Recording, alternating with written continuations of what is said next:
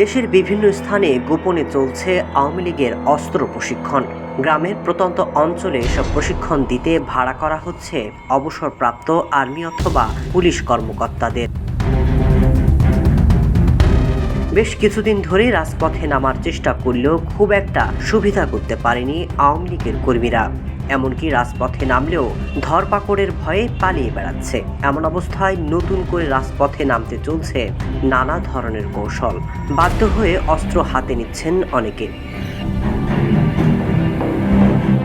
তবে এসব কর্মীদের প্রশিক্ষণ দিতে বিদেশ থেকে আসছে অর্থ। এমনকি চুক্তিভিত্তিকভাবে নিয়োগ দেওয়া হচ্ছে অবসরপ্রাপ্ত পুলিশ এবং আর্মি সদস্যদের।